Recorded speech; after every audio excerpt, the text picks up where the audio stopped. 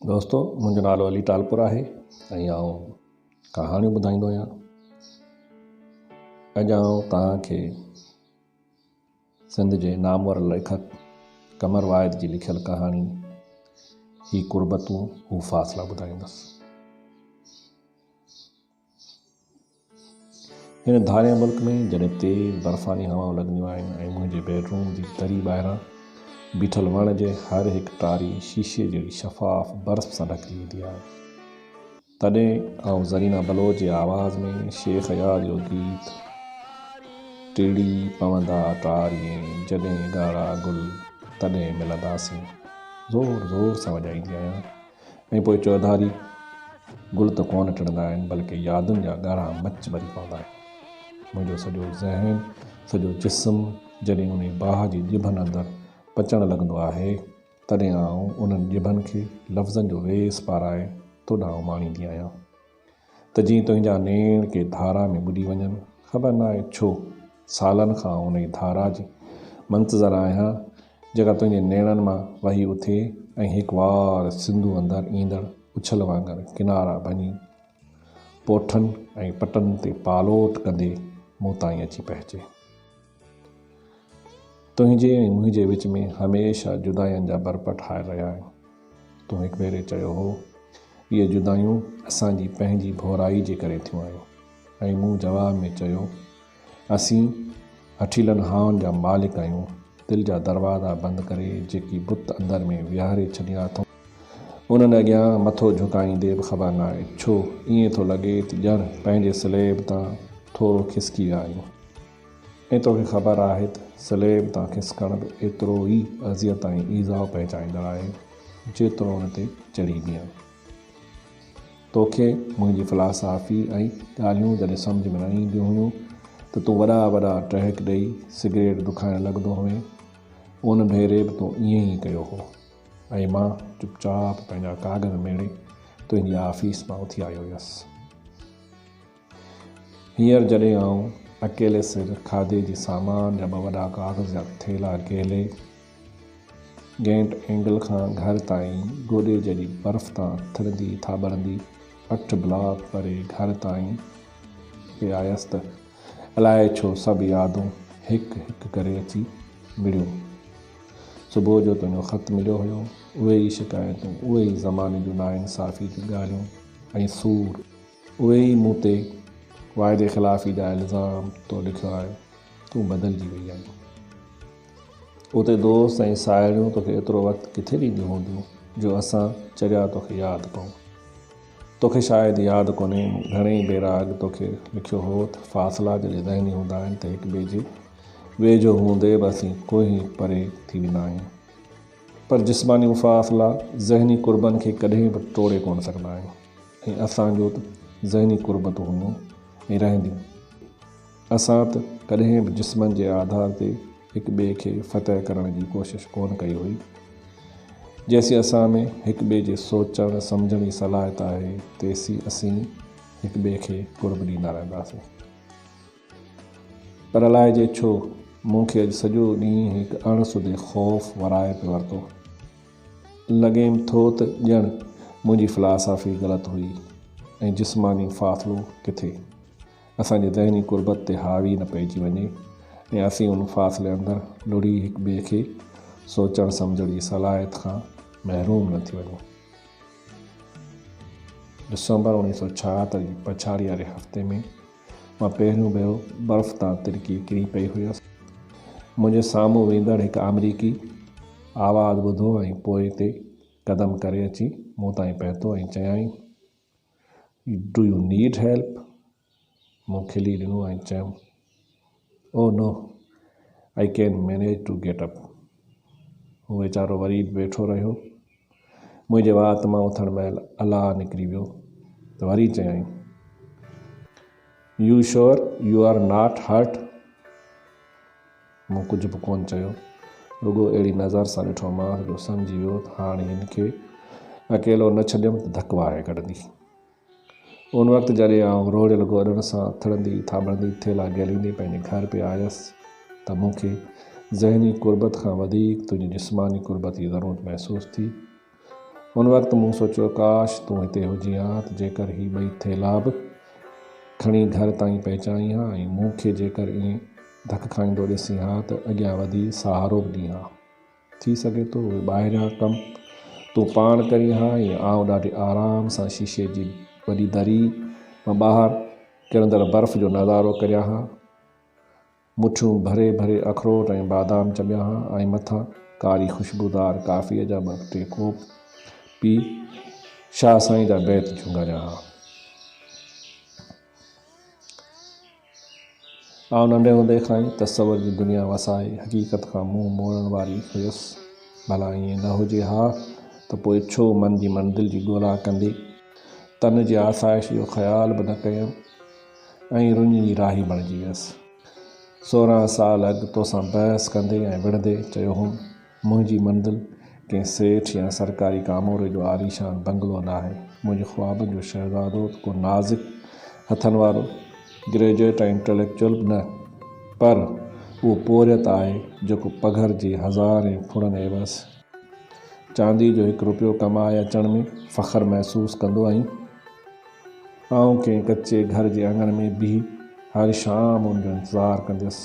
मुंहिंजे घर जी भितियुनि ते क़ीमती रोगन जो तह ऐं चुगताई जूं तस्वीरूं न बल्कि चंबेली जी फ़रहत बख़्शींदड़ वल चढ़ियल हूंदी ऐं आउं जॾहिं ताज़नि गुलनि जा हार ठाहे पंहिंजे वारनि खे सिंगारींदुसि त मुंहिंजो नंढड़ो घर ख़ूबदार ख़ुशियुनि जी ख़ुशबू सां भरिजी ईंदो ऐं मुंहिंजो महबूब मुंहिंजे वारनि में मोह विझी आराम कंदे महसूसु कंदो त ॼण दुनिया में असां खां सवाइ ॿियो को बि इंसान जीअरो आहे ई कोन। तूं उन वक़्तु बि सिगरेट दुखायो हो ऐं वॾा वॾा टहक ॾिना हुया, पर उन वक़्तु आउं थकल कोन हुयुसि। उन वक़्तु मूं तोखे कुलनि खां दूंदाड़े चयो हो ॿुधचर्या मां जॾहिं फ़ैसिलो कंदी आहियां उहो पूरो करे ॾेखारींदी आहियां। मूं पंहिंजी ज़िंदगी गुज़ारण जो फ़ैसिलो कयो आहे ऐं आउं तोखे पंहिंजी मर्ज़ी मुताबिक़ ज़िंदगी गुज़ारे ॾेखारींदुसि।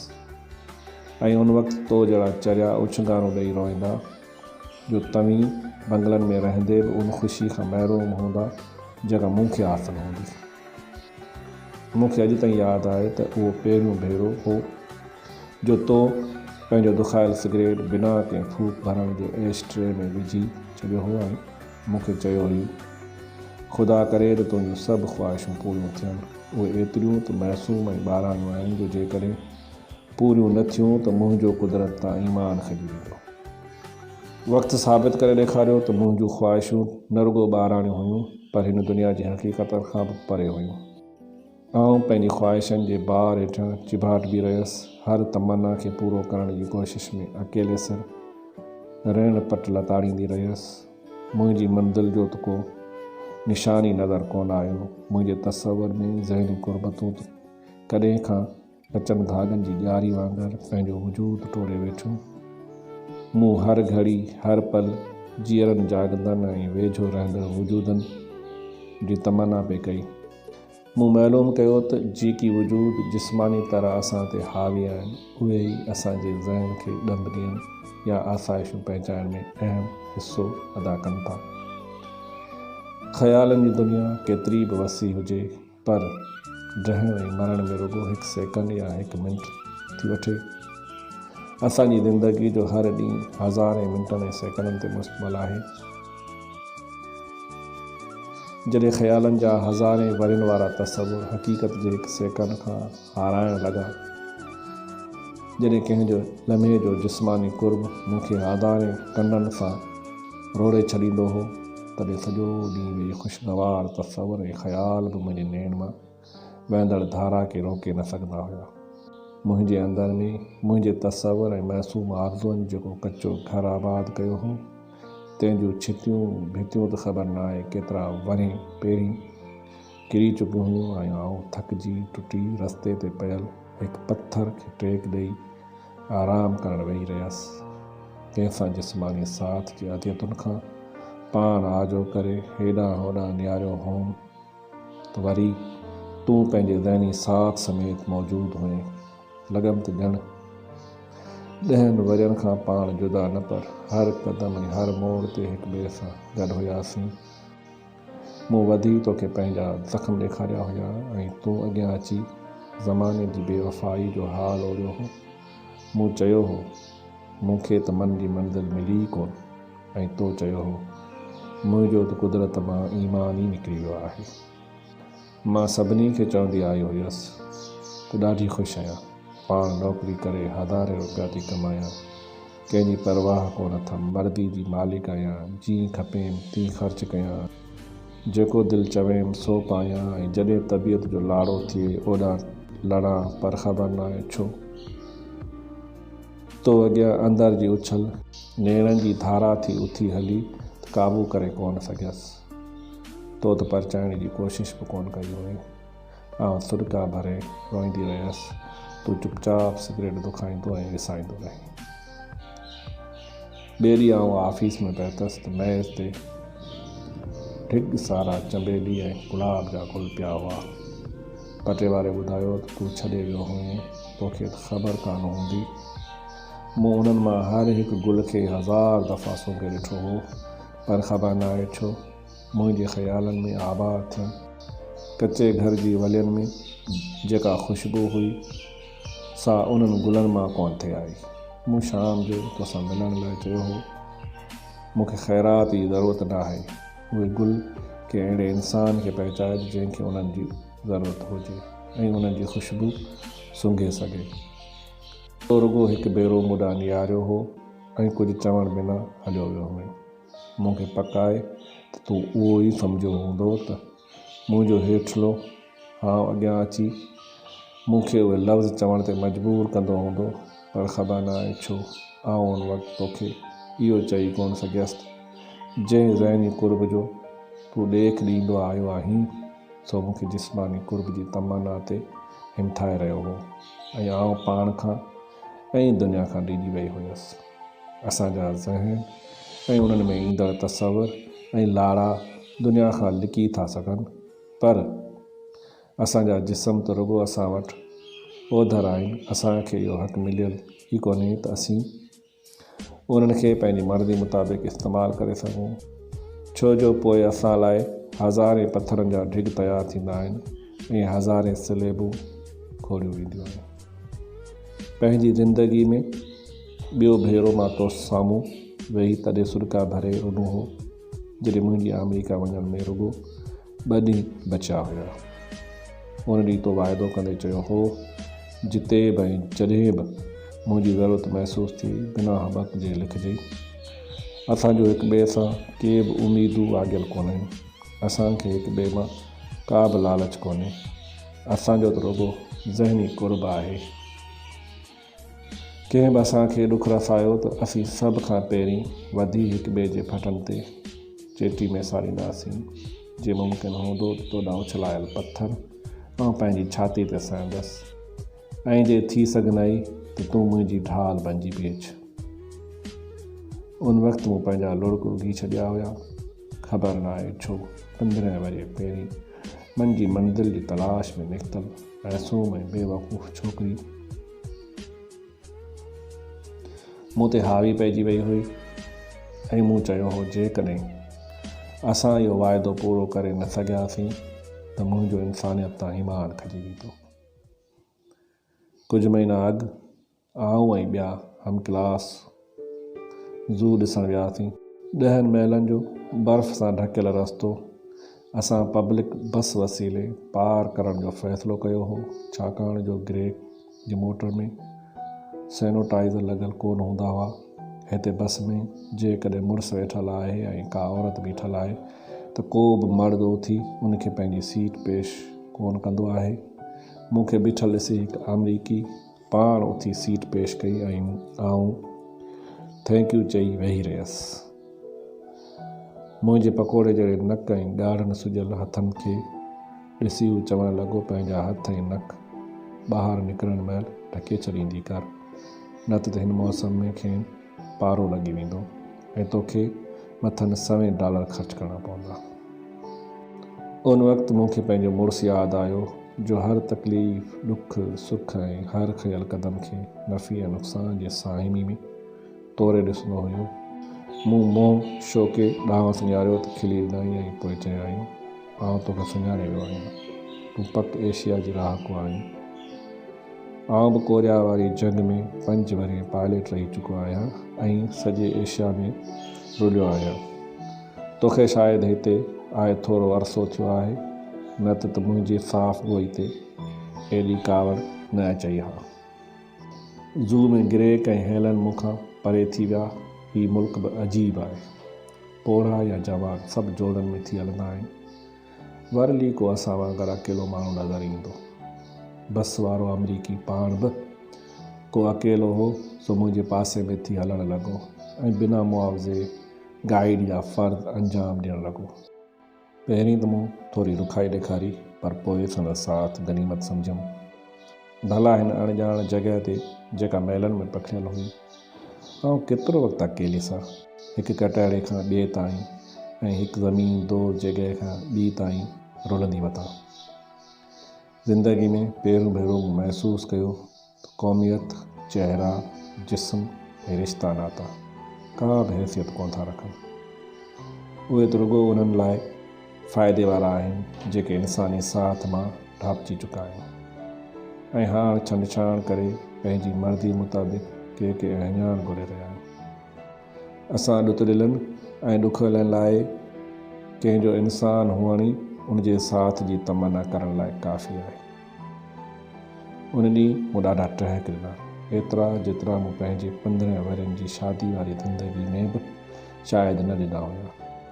हिकु नंढड़ी मासूम ॿार वांगुरु मूं भोलड़नि खे मुंहुं बुछड़ो करे ॾेखारियो, डॉल्फिन जी तलाउ में खिटमिठड़ा उछलाया, हरण जे बचनि खे हंज में खयमि, नंढड़नि छेलड़नि खे भाकर पाए चुमियूं ॾिनियूं ऐं मकाई जे फुलनि जूं मुठियूं भरे हाथी जे सूंडनि अॻियां उछलायूं। महीने खनि अंदरि मूं पंहिंजे शहर जूं माथिरियूं ढंढूं ऐं ढोरा, नदियूं ऐं नाला घुमी फिरी वरिता। हिन मुल्क ते शायदि ख़ुदा ताला कुझु ज़रूरत खां वधीक ई रहमत नाज़िल करे छॾी आहे। मूं सोचियो, जेकॾहिं इहे सभु इंसान जिन जो कुदरत ऐं मुहबत तां ईमान खजी वियो आहे हिते हाणे विहारिया वञनि त जेकर मूं वांगुरु हिकु वरे अंदरि ई नओं जनम वठी अची खड़ा थियनि, जंहिंमें हू ॿियनि जा हॾॾोखी, बेफ़िक्रा ऐं सचाई ऐं प्यार जो प्रचार कंदड़ थी अॻियां अचनि। शायदि उन करे ई तुंहिंजे हर ख़त जे जवाब में मूं तोखे पंहिंजे ऐं सवें अमरीकनि जे विच में दोस्ती ऐं गॾु घुमण फिरण जूं ॻाल्हियूं लिखी तोखे हर भेरे हिते अचण जी दावत पई ॾिनी हुई। मूं तोखे लिखियो हुयो, चरिया मस्ताना हिते अची हिकु हफ़्तो रहंदे त कुदरत जे नेमतनि जो क़ाइल थी पवंदे ऐं शायदि पहिरों भेरो ॿियनि मां कुझु हासिलु करण जी तमन्ना करण बदिरां ॿियनि खे ॾियण लाइ क़दम अॻिते वधाए सचाई ऐं प्यार जा ख़ज़ाना विरहाइण लॻंदे।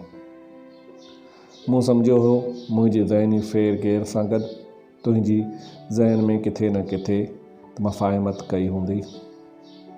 तूं जो हमेशह मूंखे सम्झण जी दावा कंदो आयो हुएं, किथे न किथे त मुंहिंजी लिखत सम्झी वियो हूंदे, पर शायदि जिस्मानी मुफ़ासिला ज़हनी गुरबत ते ग़ालिब अची विया आहिनि। मूं जंहिं फ़िलासफ़ी खे ग़लति मञण खां हेतिरो वक़्तु इनकार पिए कयो, सा त हक़ीक़त थी मूंखे सुञाणप ॾेई वई आहे, कंहिं ॿिए जी न पर पंहिंजो पाण जी। तुंहिंजे हर ख़त में शक ऐं विसोस आहे, मुंहिंजे हर ख़त में ज़िंदगी जी लहर ऐं ख़ुशीअ जा तसवर आहिनि। तूं मूंखे माज़ी न छिके रहियो आहीं, उहो माज़ी जंहिं मूंखे पंहिंजी ख़ुशियुनि ऐं ग़मनि लाइ ॿियनि जो ताबेदार बनाए छॾियो हुयो। शायदि तूं सम्झी थो त बुखे खे इहो चवण सां त तूं ॿोड़ पुला जा ख़्वाब वेही ॾिस, असीं उनजो पेट भरे था सघूं, तसवुर ॾाढा हसीन थींदा आहिनि, पर रुॻो खन पल लाइ तूं तसवर जी दुनिया जो राहको आहीं। आउं उहे राहूं छॾे अॻिते वधी आई आहियां। आउं ज़हनी तौर ते तोखां एतिरो त मुतासिर हुयसि जो हमेशह जिस्मानी जुदाइनि खे हिकु पासे करे तुंहिंजे ज़हनी कुर्बत जी ॼार में पाण खे वकोड़ींदी रहियसि ऐं शायदि इहा हिलत मुंहिंजे जिस्मानी ऐं ज़हनी नाआसूदगी जो सबबु बणिजी वई। हींअर लॻेम थो त ॼण असां में ज़हनी जुदाई बि एतिरो ई मौजूदु हुई जेतिरो ॿिया वेठा ऐं फ़ासिला, न त ईअं भला छो मुमकिन थिए हा। जो तूं मुंहिंजी लिखत मां मुंहिंजी ख़ुशियुनि ऐं आसूदगनि खे यकसर नज़रअंदाज़ करे मूं ते इल्ज़ाम हणी ऐं शिकायतूं करी हा। मुंहिंजे बेडरूम वारी दरी ॿाहिरां बीठल वण ते अञा बि बर्फ़ जो तह चढ़ियल आहे। शायदि ईंदड़ हफ़्ते ॿिनि अंदरि कुझु उस निकिरणु शुरू थिए ऐं उहा बर्फ़ फुड़ो फुड़ो पाणी थी वही वञे। पर मुंहिंजे कमरे अंदरि रखियल अफ्रीकन वायलेट जहिड़ी नाज़ुक ॿूटी ते उन सर्दी ऐं बर्फ़ जो को बि असरु कोन्हे। थी सघे थो त उन ॿूटी में अखियूं हुजनि ऐं ॿाहिरि जे ॿूटनि ऐं वणनि ते किरियल का अछी शइ ॾिसी खेनि नज़र ईंदी हुजे, पर पक अथमि त उन शइ जे असर ऐं ख़ासियत सम्झण खां हू यकसर महरूम आहे। तूं ऐं हज़ारे लखे ॿिया लॻेम थो त उन ॿूटी वांगुरु आहियूं पंहिंजी दुनिया जा रहवासी ऐं पंहिंजे ख़्यालनि जा पुजारी।